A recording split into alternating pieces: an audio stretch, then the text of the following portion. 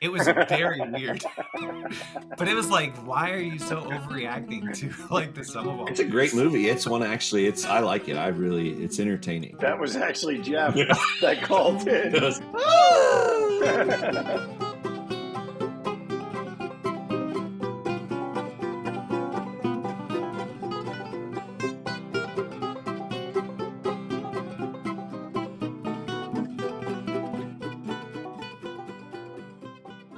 You mentioned something, Jason, the other day. You were kind of reflecting on, and I don't know if you were thinking about your time at Best Buy, but you made some, was it a video iPod reference? But I was thinking more, because you were Wilson's Leather, right, when you moved to Minneapolis? Journey shoes.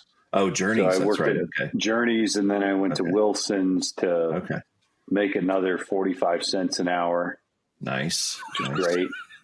Right. And then people are like, would you buy a leather jacket? And I go, I'm not really a leather jacket guy.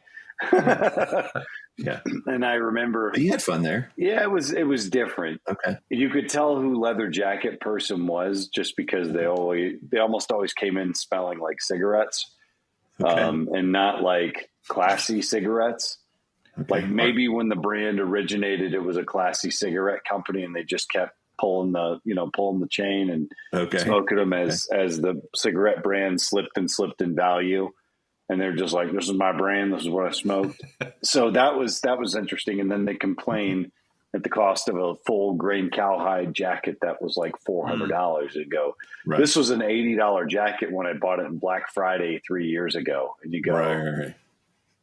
Okay. Cool. You should have bought it then. Sounds like you got a great deal. Why didn't you buy two? Yeah. No. They didn't buy it. And so they were lamenting the fact that they missed it. Correct. And so it went from $80 to $400, but they're totally different, And that's the thing with any sort of clothing or attire, every shirt is different. Even if you get them off of the same, rack back to back, there's slight differences. Sure. And so trying to explain that when you're making $7.45 an hour, I don't know. Didn't you work in an offshoot of Wilson's Leather? Like it wasn't even a full store? So I did work at the full store. And then I was recruited to work at an accessory store. Nice. Where they were working the premium goods line of wallets, handbags, gloves, all high end, high end. Are they private label or? Yeah. Everything was private label. It's internal. Yeah. Wilson. Okay. At the time. And they're not in business anymore, right? I think, or I don't believe so. So who would have thought a complete mall store with leather goods, would be able to survive PETA, right?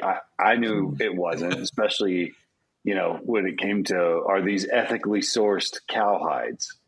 Right. Define ethical, because they're sourced, right? And so that's kind of the only things you look back at, things that don't exist now that did then that were still like, this is still really classy to have a leather jacket. And I don't know.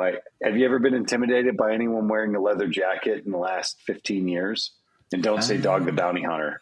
He's the only guy. Well, talk iPods. What were you mentioned something? So the other day. Retail, chain. You spend years selling, regardless of whether it's shoes, leather jackets, accessories, and then it's just like, man, I'm going to go work at Target for a while, and then I realized I just kind of want to sell, and I ended up getting a job at Best Buy, which is phenomenal.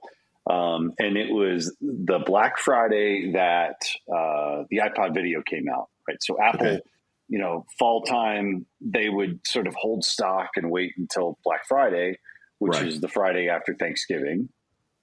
And I remember that weekend, the hustle and bustle of it all. That Saturday, we had a couple extra ones that had come in, and it was right when the iPod video had come out. And highest capacity iPod that you could get at the time was a 30 gig iPod video that we had in stock. So a guy comes in, and he was there, and I approached him.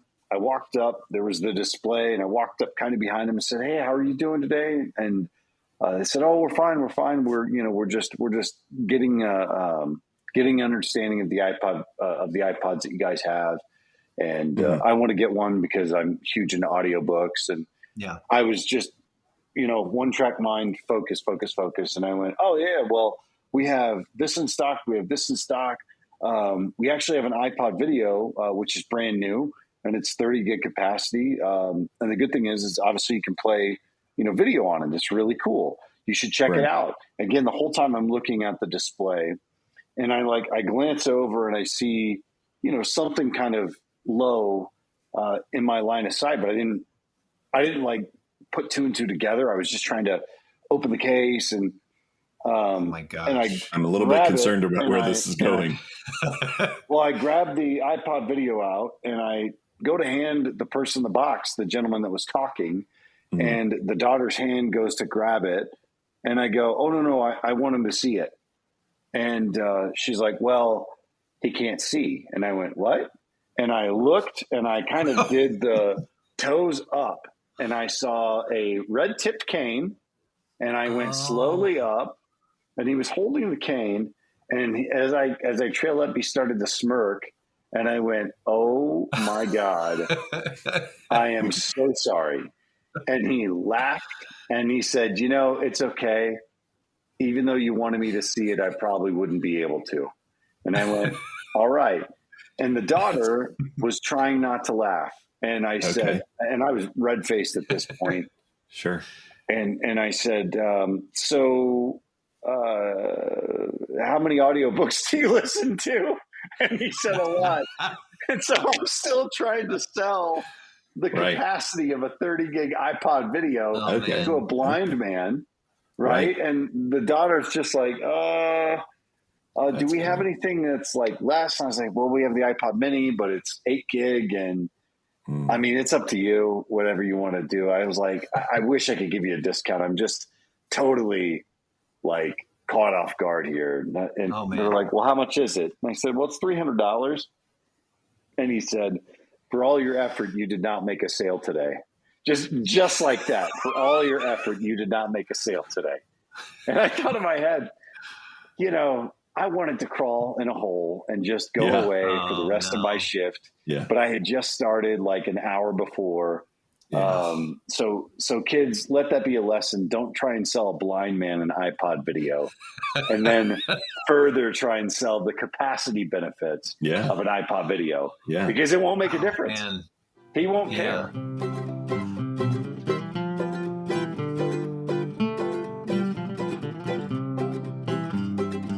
I had two things that popped out when you said that. Number one, at first I thought you were going to say you looked down and he had no pants, like he was Donald Duck. That's what I thought. Right. So that was one concern. And then the second one is, did you not try and say, "Well, hey, listen, I know the $300 for the iPod video is probably not worth it, but how about a nice Microsoft Zune for $85?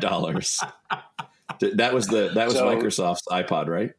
Yeah. Okay. Zune, Zune was same capacity, if not more.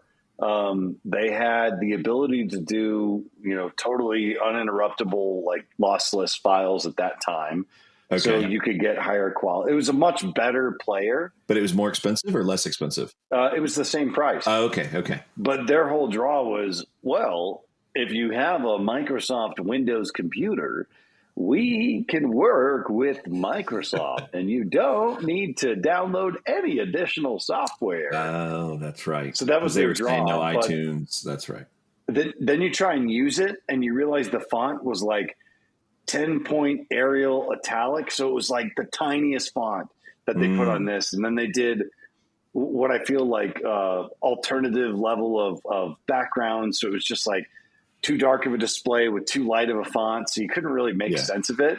Almost every single one of them got open boxed, brought back until we realized like, oh, you're trying to resell personal data. So they all went back to Microsoft to get wiped totally clean. Wow. And the problem is like their methodology about using open source music rights and these sorts of things. Right. It's a very important thing is, do you want to commit to Apple audio content, or do you want to commit to a different audio format that truly has, no barriers? And they were kind of ahead of the curve, but they missed it on internet radio. And then what helped further demise it was Sirius XM merging and giving away their stuff. I mean, it was weird about that particular time period, like 2005 through 2010, 2011, because you don't think about all these things that were decided kind of for us because we just didn't control it anymore. Like CDs died during that time. Yeah. I had a Zune. I knew Jason. I was watching the wheels turning, and I'm thinking, there's one person on this call who I know had a Zune or a Zune-like device. No, I was a happy owner. I was a happy Zune owner. I owned it for years, and actually, that's how I got into podcasts as well. Actually, so is it okay through Zune? Yeah. Okay.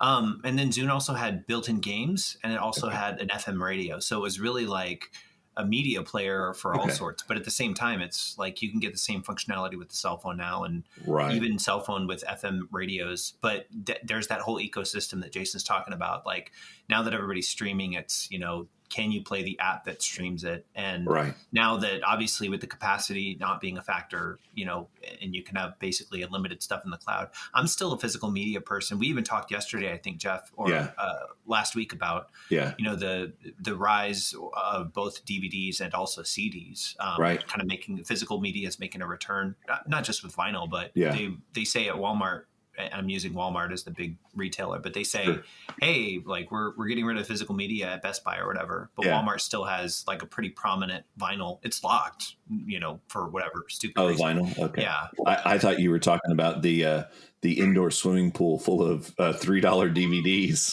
that you're like, hey, listen, if you fall in, you better call out for help or have a whistle or maybe they have a lifeguard. I don't want to watch Ernest Saves Christmas and Meet Joe Black. Right. I don't want to watch Michael starring John Travolta. It's a terrible movie.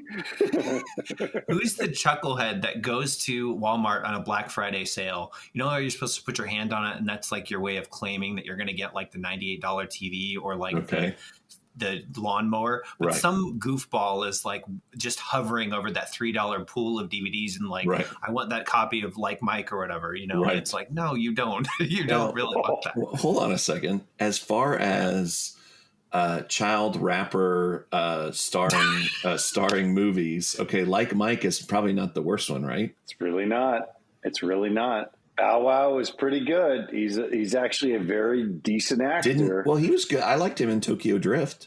I thought he did okay with that one. Tokyo Drift. But yeah. Didn't Master P's kid Romeo? Didn't he make a movie too? I think. I didn't watch that many movies with children as an adult, Jeff. So I'm not watching.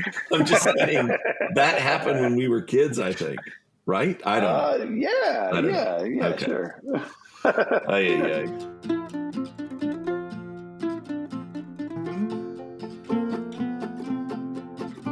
Pivoting a little bit, but we used to get big family nights, for Blockbuster when I used to work there. My retail horror story is not as, I wouldn't say as interesting. Okay. But is this a Blockbuster thing or this is a Blockbuster thing? It's it's a Friday night, and I'm an assistant manager. Jason, you might have heard this story before, but everything is basically operating just the same. And what I wasn't prepared for was the Suburban that basically crashed into the store at like 6 p.m. on a Friday afternoon. What happened? Hold on a second. I almost did a spit take there. Yeah, we're just minding our own business, just maybe rewinding tapes and stuff at the front, or yeah. Did you have tapes or did you have DVDs? Tapes, DVD. We were rewinding DVDs as well. So we have a DVD rewinder. I'm just kidding. Jason, I don't think that exists, by the way. That doesn't exist, right? Actually, it does. You can buy a DVD rewinder. It just spins the DVD. It's pretty funny. It's a real thing. Jiminy Christmas. I mean, holiday present. Get ready. Oh. So it's a Friday night, and maybe 5:45, and we have a line. And it's very busy. And I just brought somebody back from break because they were kind of in the back like kind of break desk, which is, if you remember Blockbuster's config, it's like there's a desk where you can sit to take your breaks rather than go outside, but you can see that like, hey, it's busy. Maybe you shouldn't be on break. So this person came off a break. They're checking out. All 3 registers are occupied. What year is this, by the way? 2003, maybe. Okay, so you're furiously renting copies of From Justin to Kelly, right? Yeah, and The Sum of All Fears. Yeah, pretty much. Okay, awesome. With Ben Affleck. Awesome. Okay. Along came a spider web. This is another Morgan Freeman movie you might want to watch. Actually, side note on Sum of All Fears, there was that program of Blockbuster having it guaranteed in stock or it's free, if you remember that. Oh yeah. And so it's essentially like it's a voucher program. So if you came in and the Sum of All Fears was out, you get a voucher for a free copy. We had 30 copies on VHS or DVD or something. Okay. And somebody called ahead saying, "Do you have Sum of All Fears?" And we were like, "No, I don't think so." And we ran over to the shelf to figure out if it's there. And then when it wasn't there, they made like the highest pitch, like disappointed noise. It was like, ah! It was very weird. But it was like, why are you so overreacting to like the Sum of All Fears? It's a great movie. It's one actually. It's I like it. It's entertaining. Yeah, I like it, but I wouldn't let out That was actually Jeff that called in. Yeah. No, we walked over and like, you said you had it before, and then we realized we didn't have it, and he goes, ah! I was like, would you like a voucher? No. Do you still have a box of snow caps that have been sitting on the shelf for 6 years? I used to eat snow caps. They're so I'm not sure. good. I'm sure. That was my dinner. You had to mark them down because, to Jason's point, even though they have an 8-year shelf life, they've been there 9 years. They're so good. They're so good. So you're munching on snow caps. You're checking out copies of Sum of All Fears. And what happens? The one note to make prior to this is when stuff goes like bad or expires, you're supposed to like delete it from the inventory. So I had a crate of old orange juice, kind of like a half crate, like wedged right where the front desk was, basically. So, or that right under the mainframe PC that you used to run. It was close to it was off to the side. Yeah. You've got orange juice cooking under the super hot computer that is running the Blockbuster video checkout system. It's okay. Yeah, not a big deal. Okay. So it's already expired, and you're expiring it further. Awesome. He grabbed one and gave it to Matt. That's what made Matt so sick that one time. Oh yeah, the orange juice popcorn. Yeah. No. Well, it would make sense. That's the ingredients at Blockbuster. But it was right by the desk, basically. And I was at the main terminal next to the desk. Without warning, all we heard was this like huge crash. And it was the side like wall window, like big, like humongous 10-foot tall window panel. And it was a Suburban that basically crashed into what we thought was the building, but eventually became like there was a metal rack with, if you remember Blockbuster Music, we relocated that rack over to the corner because Blockbuster Music at that point was defunct. Right. So anyway, this again, like this thing comes in, and then this brake desk panel starts kind of flying toward me. I mean, not necessarily, it wasn't leaving the ground, but it was like sliding, like it was going to hit me. And guess what? It bumped up against that crate of expired orange juice. And so it didn't completely like wallop or pancake me. Did you say waffle or pancake you? Wallop. Oh, wallop. I thought you said it waffle or pancaked you. Okay. Yeah, waffle. It didn't wallop. Yeah. But the reason I know this is because we saw the security video. And so the security video, and it was frame by frame, but it wasn't like a full frame. Like you couldn't see the whole, it was like stop motion kind of animation. I see. And you could see me like turn and see what was happening, and then I could see the wall coming toward me, and then you just see me like instead of stepping out of the way, all I did was like crouch down. Like I don't know why I didn't step out of the way, but it was like, oh my gosh, this wall's coming toward me, a vehicle is driving into my store, and I was like hiding, basically. Yeah. Well, when you saw those copies of That's What I Call Music 1, right? Because this is 2003. Yes. When those CDs come flying at you, that's why you ducked. It was actually full of plushies now because the music was gone. So all the toys we had relocated, like for some inexplicably, over on that rack. So, a few seconds later, I walk over and I'm like, what is going on? Like the chaos, like the power had kind of pulsed, Oh, and right. somebody else called 911, and then the person who had driven in was trying to back up their car. Oh, wow. Yeah, I don't know. We found out later the reason why they drove in was because they were. This is going to sound goofy, but they were driving with a cast on their foot, and they couldn't move their foot over to the brake. Hold on a second. So they're driving in 2003. A Suburban was like one of the biggest vehicles on the road, right? Yep. And so they're driving one of the largest vehicles on the road with a cast on their foot, and they said, "Yeah, this seems reasonable. Let's drive around in public." Wow. Yeah. And there was the handicap spot was directly in front of not a ramp, but it's like an incline. So it's essentially there's no curb to block a car from coming in. Basically, there were no. Yeah. Wow. So I mean, it was essentially just an accident waiting to happen. But here's the funniest thing. This is the most hilarious thing. Like a minute or two after all this happened, the sirens are going off. Right. Let's just say our power is down. I'm pretty sure the computer power is down. Right. People are still waiting in line with their movies. People are like, I'd still like to check out. Go. Yeah. Yeah. We're done. We're done for the night. You got to go. Yeah. And it's like Milton waiting for cake in Office Space, right? They're just they're oblivious to what else is going on. I was told I could rent The Sum of All Fears. I'd like Dogma. Can you give me Dogma?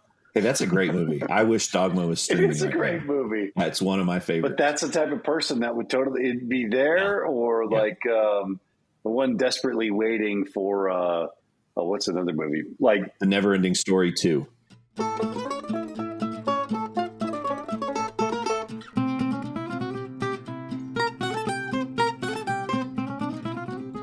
You reminded me of something with the Suburban hitting the store. I'm appraising cars, and when you get in a stranger's car, if they don't tell you that something is wrong with it, you're just along for the ride. A quick aside is, you get in the habit, if you do something at work, whether it's retail, restaurant, otherwise, you just build habits, right? Because you do the same things again and again and again, so you're used to it. So Jason, I'm sure you could do a lot of the stuff, whether it was Best Buy or Target or Wilson's or Journeys. You could kind of do that stuff almost mindlessly because you're in that rhythm. It's the same reason why you promoted the video iPod to the man who had no visual ability to discern what was on the screen.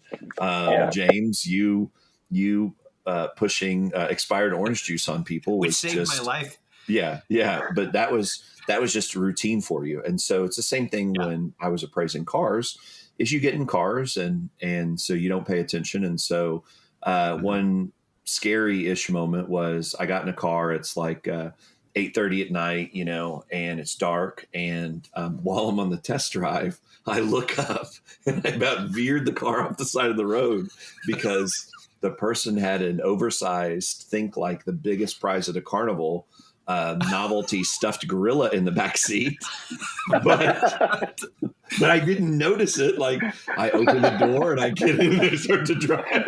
I'm driving and I look in the rearview mirror and I was like, because I thought there was a gorilla in the back seat. Yeah. There wasn't. It was a stuffed gorilla, but that startled me. Yeah. But the one that's related most to the Suburban. So I'm driving this customer's car, and it was some kind of Oldsmobile Buick, to use a Fletch reference.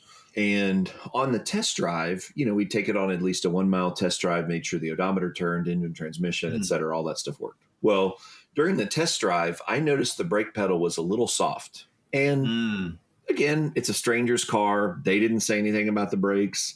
I didn't, so I'm driving and I'm like, well, that's a little bit soft. Okay. So then I get done with the test drive. And this particular store that I was at, the parking lot was actually sunken in versus where the street was. So think like, how you'll have a road and maybe, there's a sidewalk and then there's a little like berm, and a couple of feet lower is the parking lot, right? It's just the way that was built or whatever. So I finished the test drive and I'm whipping the car right into the front spot, like right there in front of the front door. Oh, no. And as I whip the car into the front spot, because again, it's just habit, it's routine, right? It's muscle memory.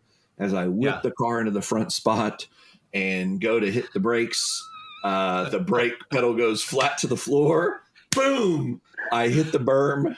So the brakes failed. So I hit the berm, boom. And so I'm like, oh, yikes. Well, if you think about it, now the car is not, and I didn't crush the front end, but the bumper sustained some damage for sure. Yeah. But now I need to back it off of that little berm. Uh-huh. Okay. Now you might be thinking, at home, hey, Jeff, the brakes don't work. Well, that's not what I thought of, because I just need to take the car off the berm. So I put the car in reverse and I go to back it up. Boom!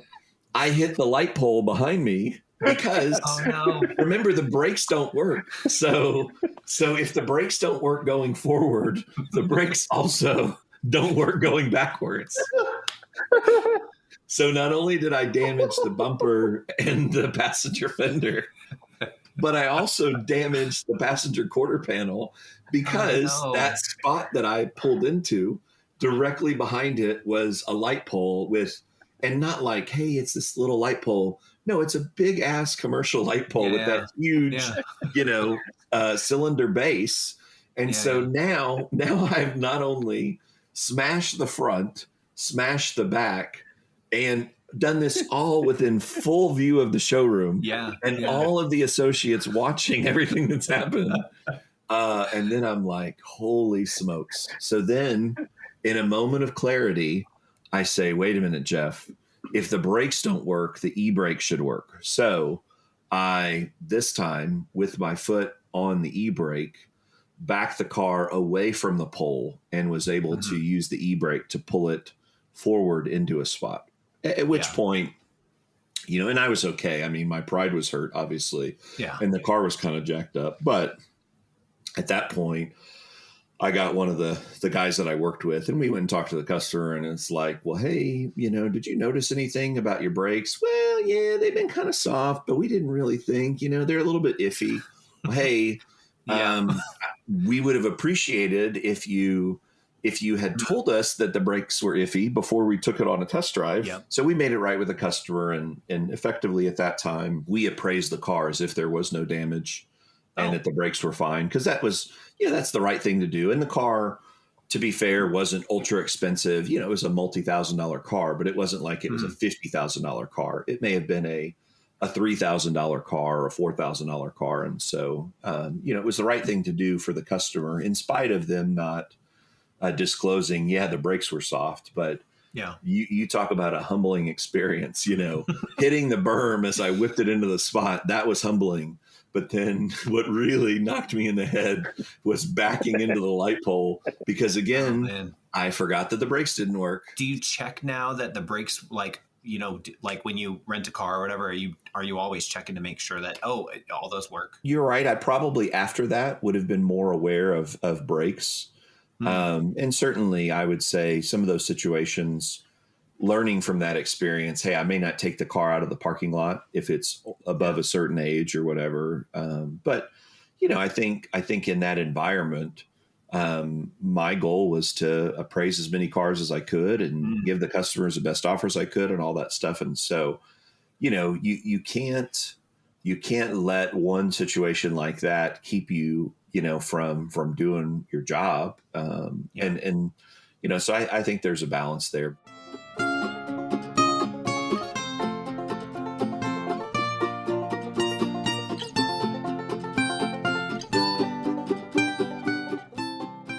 Neither one of you guys did food service, right?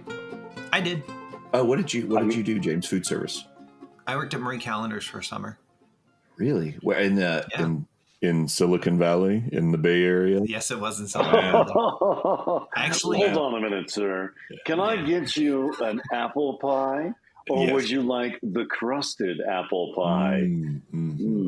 I had most of it down in the first week. Yeah. But then, I think it was mostly just, it becomes a personality job. And at that time, I'm 18 years old. So of course I had not just a personality, but I felt like a kind of a winning personality at that. Well, so you still have a personality. Yeah, but I don't think I have the temerity to do food service. I mean, I did work also at Caribou, so that counts. But I can't work at Caribou anymore because they have a pretty strict no call, no show policy. If you do it 3 times, then they'll just they'll permaban you basically. I worked at the one at the airport actually, and then they moved me to the other terminal. I remember. Yeah, it was pre-security, and then I was like, well, I kind of. What's weird is like they're basically saying to me, "Hey, like you can save time, and like it's a lot more convenient to get to work because you don't have to go through the hassle of like getting airport security," which was also like even at that point easy, but there's a level of strenuousness trying to get through that at like 4:45 in the morning, basically, because I worked the graveyard shift on weekends. But I was loyal to the manager, and I said, no, I'm not going to work there. And I just no showed for 3 times. And I love Caribou, like the animal or Caribou coffee. Oh, so in Minnesota, okay. it's the coffee. So a lot of people swear by Dunkin', but in the Midwest, specifically Minnesota and West, it's Caribou. I gotcha. And by the way, you said strenuous and temerity. Jason, I know that we've been monitoring his punniness. But should we also consider, if he's using a bunch of $5 words, high dollar vocabulary, should we consider tracking that to some degree? Yes, because we can call it silicon speak because we clearly don't understand. Yeah. You have been committed guilty. You've heard temerity. No, we have not. I don't even know what that means. We know. I think we know what it means. Context clues are helpful, but I don't know that we're using temerity conversationally. Oh, no? No. The biggest word I use is tertiary. Oh, yeah? That's a good word. That's a good word. Tertiary is totally definitely is. a $5 word. But would I say it on a podcast with my brothers? Au contraire. Oh, wait. Are we recording this? Yes. I don't know. Uh-oh. Well. Great question to ask, by the way, 43 minutes into a podcast. Yeah. Hey, yes, we are. We are recording. Have we been recording this? Yeah, did one of you hit the record button? I'm not going to manufacture laughter of seeing you fly in a Buick Roadmaster or an Oldsmobile Cutlass Supreme. Yeah. It was some kind of Oldsmobile Buick. What model it was, I can't remember. Probably a LeSabre. Could be a LeSabre. Jeff, you did a spelling bee, didn't you? Didn't you go to regionals for spelling bee? I did win the 6th grade spelling bee at my school, and I went to regionals where I lost spectacularly. Do you remember the word you lost on? I remember the word I won on, and I remember the word I lost on. Ooh, let's hear it. Can I take a guess? Sure. Yeah, Jason, you go. Temerity. No. The word I won on was succotash. And that to me is pretty easy. Succotash. I mean, we didn't eat a lot of succotash at home, but that I felt was pretty okay. So then when I went to the regionals or the districts or whatever, and I maybe made it through 1 or 2 rounds, but at that one event that I did after qualifying from the school, the word I lost on was wonderlust. And I said, wait, wonderlust? And so I thought they said it. I'm going to get really podcasty here. I'm going to talk just as if. So the word that they used was wonderlust with a T. Yeah. Except they pronounced it wonderless. And I said wonderless. So I said WANDRDERLESS. That's what I said in my head. But I'm like, okay, could you repeat the word? They repeated it. Could you use it in a sentence? They used it in a sentence. And so I said WANDERLESS, wonderless, which I don't think, by the way, is a word. But they said nope. And then the next person did it, and it was WANDERLUST. And in my head, I'm thinking, well, Jiminy Christmas, why didn't you pronounce the T? Because if they had said wonderlust or wonderlust, but nobody made the T sound. So anyway, so I lost. I remember the word I went out on in 6th grade. Yeah. I got 4th place. It was accountancy, but I didn't get as far as you did, Jeff. And I remember watching you actually in 6th grade. We went to a special school, not a special school, but we went to school. We didn't go to like X-Man school or anything like that. So that's not, Professor Xavier's school for the gifted. Yeah.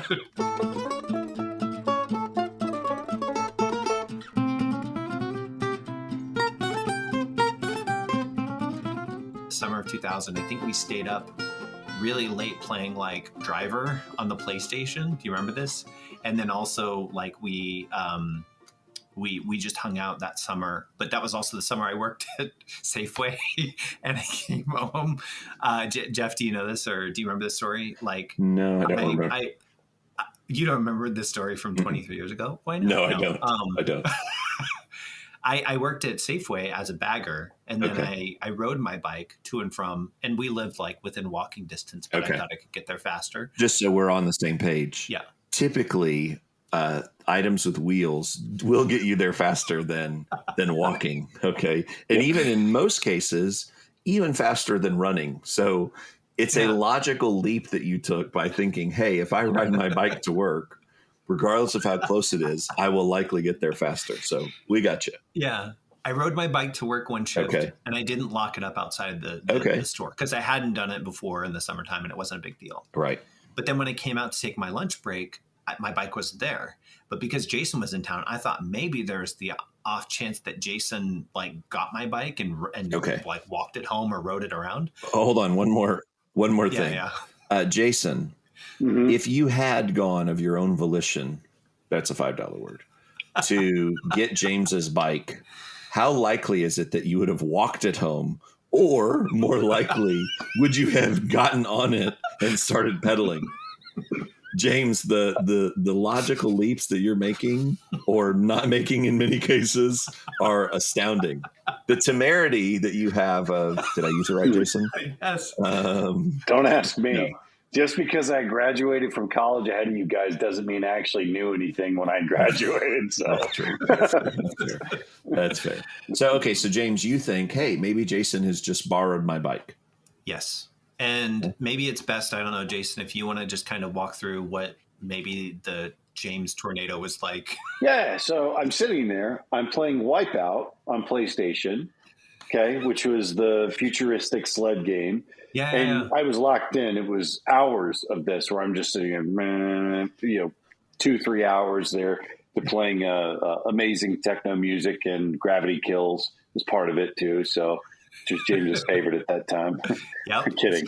So I'm there, super glued in, and I hear the front door open, and I hear, "Where is it?" And it's like, "What?" Okay, all right. Well, I'm still playing. So I think no one else was home, so it's just me. And I had shut the bedroom door, and out of nowhere, hold on, Jason. Jason, you were playing a video game by yourself in the house, and a strange voice comes in and screams, "Where is it?" And you didn't get under the bed? No, it wasn't strange voice. It was. I knew it was James's voice. Oh, okay. Yeah, but the way the door. I'm a grown ass man, and if someone comes into my door right now and screams, "Where is it?" I'm going to scream and get in the closet or under the bed.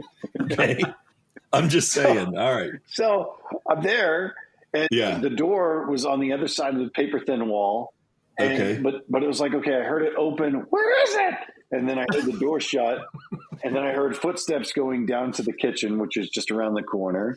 And it was like, okay, like what? And then quickly down the hall. And I think, James, you might have been wearing a jacket or something, because it was like this weird froofy noise. And the door flies open. And he goes, "Where's my bike?" And I was like, "Oh," and he got this close. And I dropped the controller, and I was like, "What?" And he said, "Where's my bike? My bike? Where is it? You tell me where it is." And I was like, "What?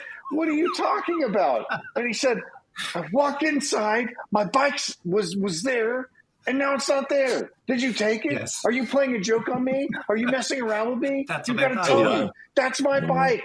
Tell me." And I was like, What are you talking about? And I said, hold on. So I paused the game, and I mean, he was just, out of breath from running the 2 blocks or 3 blocks fast. And did you finish your shift at least, or as soon as you saw your bike was missing? This is the part. Jason will get to it. Yeah. Okay. So I said, well, I can go back and help you look for it. And he's like, it's fine. Let's go. I think is what happened. Is that what happened? Did I come and help you look for it, or what? Remember, like, I was in a rush because I had to get back to work I was on a lunch break or something. Or that's right. I'm on my break. Wow. I just gotta go back. Wow. If it So comes you're home, on a let me break. know. And I'm thinking, Right. what? What do you mean if it comes home, let you know? Like, Yeah. It's like, not a did you- lost puppy. It's not Yeah. going to ride its way back out. It's gonna Like, walk. It's gonna yes. walk home. And I think he had said, well, if Dad comes home with it, then let me know, because I'm pretty sure he's making a lesson out of this. Is what James's thought was, is like Dad was making a lesson out of it, of him not locking his bike, because I think he had talked to you before about it, right? Didn't he go there once and he saw it was unlocked? You should He's lock like, your lock bike up up. your bike. Yeah. I remember. James, didn't you also have a car stolen? So I'm starting to see a pattern here. What modes of transportation have you had stolen? Because I didn't lock it also, too. I'm never letting you borrow my camper. You're never allowed to borrow my camper. Yeah, exactly. That was hilarious, though, because I couldn't, like, I had to get back into work, and I was like, and I remember running there, and like, I was like, I have to go. But that also is good practice. Like the car driving into Blockbuster happened like 3 years later. So the polar opposite reaction, instead of being overwhelmed by this like massive vehicle or like this insane thing happening at work, I'm like, it's cool. We'll figure it out. No, you can't rent movies. You got to go. I remember Dad came home from the bicycle incident, and I had said that, and I think he drove over there. He and I drove over there looking, and we walked all around while you were still trying to finish your shift.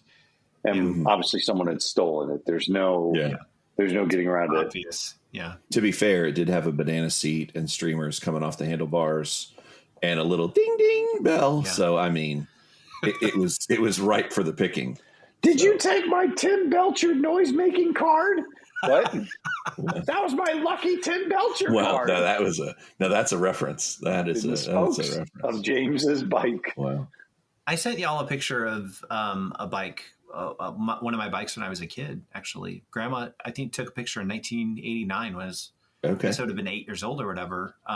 It's just me on a bike, and I love the cushion. Like, obviously, it's there for safety, but I love the cushion, in between, so that if we were to like nosedive off of the bike or whatever. You're talking about the little pad on the handlebar, BMX style? And on the bars, like... Oh, on the bar, yeah. Bar, yeah, basically to avoid like any sort of like injury. Is that what it's called? You're an avid cyclist. It's called the nut crushing bar? The nut crushing bar, yeah. Perennium saver.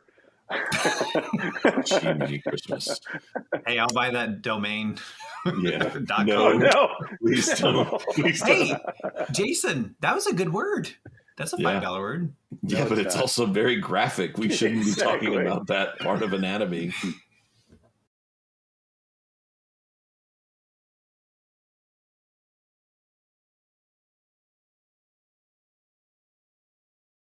So, Jason, you never did any food service, right? No. Not officially. You've probably gotten behind a bar or two, either when you're, for fun or when you're working or whatever, but not actually bartended or served or anything like that. Yeah, right? I never got paid for it. I got yelled at because I did go behind the bar and started making drinks, and I did a good job, and they were not very happy that I did it. Sir, you don't even work here. What are you doing? I did this. I was like, hold on one second. Hold on. Yeah. I did the hold on one second. To be fair, you were just probably covering for a bartender who went outside on their smoke break, saw their bike was missing, and went running home to their younger brother to say, "Where is it? Where is it?" It was during my radio days. Yeah. And I was 20-ish years old. I wasn't even 21 yet. Yeah. And it was nightclub time and whatever. Yeah. And I had known I regularly be going to this to support events that we had. Yeah. And the bartender was like, "You want to come back here and try and make a drink?" And I was like, "Yeah, sure, I'll try it." And then people started coming up. And so the chaos of it all was just like, it was fun to me. Yeah. And then the bar manager, who's working at the other part of the nightclub, had come over and seen me, this Yahoo, working with the person who I'd kind of become acquaintances with, and was like, "What are you doing?" And that's why I went, hold on a second. Like, I'm making drinks. Just give me a minute. And they're like, "You're not supposed to." I was like, "Hold on. Give me a minute. Okay." The confidence of this kid and it was like 2 vodka sodas, 2 Jack and Cokes. What is it? 2, what is it? Well, they didn't order like a Long Island iced tea or Harvey Wallbanger or stuff like that. Yeah, it was simple. It was grab the stick, boom, boom, boom, boom, boom, away you go. Okay. Yeah. Dip in the rail vodka or rail whatever. Yeah. Throw them up on the bar, and then what's the name? And then I say the name to the person that was doing it. It was like 5 minutes, okay? But in that 5 minute time frame for the bar manager to come over and be like, "You need to leave," and I was like, "Okay, all right, fine." Yeah. So I walked around. All right. Well, I'm going to pull, if I can tell this in 60 seconds or less, on the means of I've got to leave. So It's Valentine's Day. One of the restaurants I worked at, I go to greet this couple, and I would always offer an appetizer anytime, but especially Valentine's Day, let's make for a great experience, etc. So I said, "Hey, how are you? I'm so-and-so, blah, blah, blah." Or I said, "I'm Jeff. And, get you started with drinks, maybe an appetizer, blah, blah, blah. Yeah, we'll take this, take that. Okay, perfect. For drinks." And I said, "Well, how about this now? Or this?" I said, "Or even why don't you do like a side of grilled shrimp?" Because it was a steakhouse. And so I could sell them just like an add-on shrimp. You get like 6 shrimp, very easy. And the wife says, "Yeah, that's great." And the husband says, "No, I don't want that." And she goes, "What?" And he goes, "Yeah, I don't want shrimp." And she's like, "Okay, well, I still want them." And he's like, "Yeah, we're not going to do that." And so meanwhile, I'm frozen because I'm like, well, I'm just trying to sell you like a little appetizer of shrimp to start your Valentine's Day meal. Okay. And so I look at him and I said, "I'll give you a minute." So I go back to the wait station. I'm watching from afar. I see, them talking. There's kind of a break in the conversation. I walk back over and they both look at me and they said, "We still need another minute." I said, "Okay." Walk back over. The discussion, as it were, got more heated to the point where he got up and walked out one direction. She got up and walked out the other. And so on that lovely note, I'm fairly certain that I broke a couple up on Valentine's Day over offering them an appetizer of grilled shrimp. Oh my gosh. So, yeah. And they left, and I was like, well, I'm never going to offer shrimp to a couple again. So wow. Let that be a lesson for you guys. Offering shrimp to someone who doesn't want it or who one part of the couple doesn't want it can be divisive. Yeah. So just buy the shrimp, bozo. Well, that's what I thought, man. What's wrong with you?